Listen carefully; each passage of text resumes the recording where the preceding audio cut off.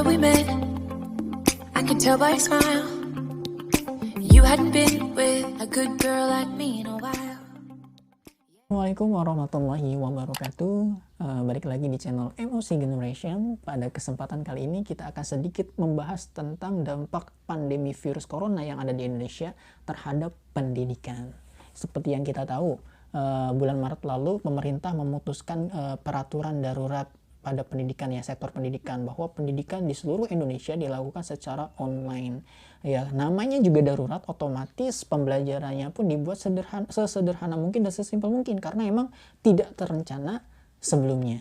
Namun bulan Juni lalu pemerintah resmi memutuskan bahwa belajar dari rumah atau study from home diperpanjang sampai bulan Desember untuk wilayah dengan zona kuning dan oranye. Sedangkan untuk zona hijau, pemerintah masih membolehkan pembelajaran secara offline. Lantas, karena sudah diinformasikan oleh pemerintah sebelumnya, otomatis tugas sebagai seorang guru kita harus menyiapkan materi tersebut agar lebih efisien, efektif, dan menyenangkan. Sehingga walaupun pembelajarannya dari rumah, materi atau kualitas materi yang disampaikan itu sama baiknya dengan pembelajaran secara offline.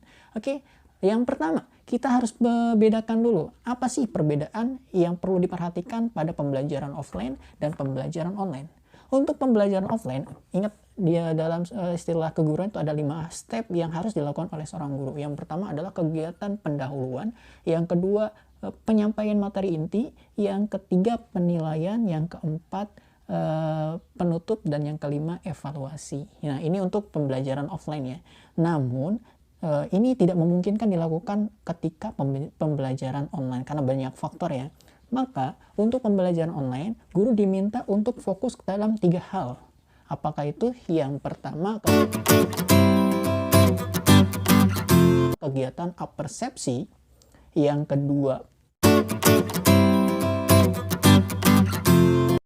penyampaian materi inti. Dan yang terakhir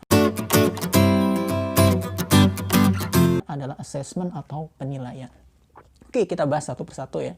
Yang pertama, kegiatan apersepsi atau pendahuluan. Mungkin di kegiatan offline kita bisa biasanya mengisi dengan kegiatan mengabsen atau berdoa atau misalkan mereview materi sebelumnya. Nah, pada kegiatan online ini atau pembelajaran dari rumah, kita bisa membuat apersepsi yang semenarik mungkin karena kita tahu ya kondisi anak-anak atau siswa-siswa yang sedang berada di rumah kita tanpa pengawasan kita secara langsung. Kita tidak tahu apakah siswa tersebut sudah siap untuk belajar atau belum. Otomatis kegiatan apersepsi ini sangat penting. Di antaranya variasinya adalah dengan melakukan absensi yang sangat kreatif, yang sangat menarik. Contoh saja, kita ambil satu contoh ketika proses absensi, siswa diminta untuk selfie, kemudian menguploadnya di Instagram.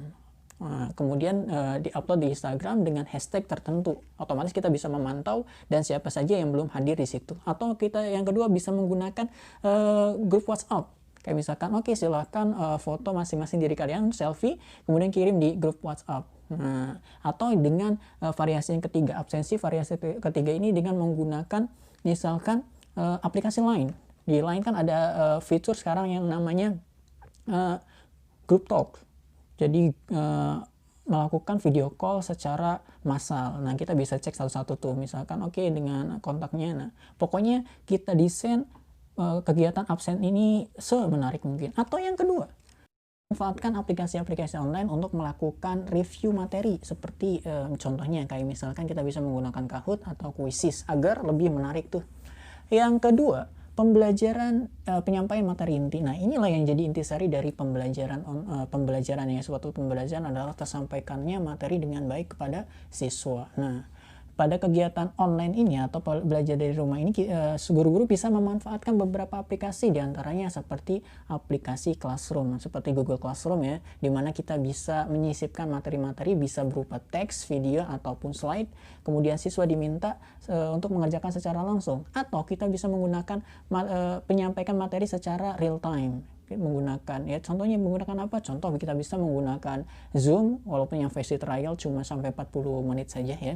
Yang kedua bisa menggunakan live di YouTube, Jadi atau yang ketiga yang lebih simpel, mungkin kita bisa menggunakan live di Instagram, di mana siswa bisa berinteraksi langsung dengan gurunya di waktu saat itu juga.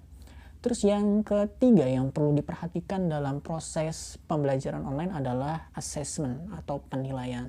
Oke, assessment di sini bisa diperhatikan apakah guru tersebut mau mengakses materi di hari tersebut atau misalkan materi kumulatif dari beberapa materi sebelumnya.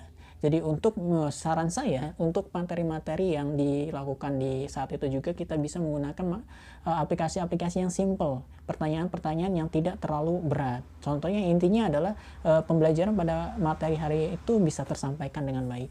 Kita bisa menggunakan tadi Kahoot tadi ya, dengan sistem game, seorang guru bisa menyiapkan beberapa pertanyaan di mana misalkan 5 orang tercepat atau 10 besar bisa mendapatkan nilai yang lebih baik dibanding teman-temannya yang terlambat, atau bisa menggunakan quizzes. Ini juga sama sistemnya, bisa Anda pilih sesuai selera.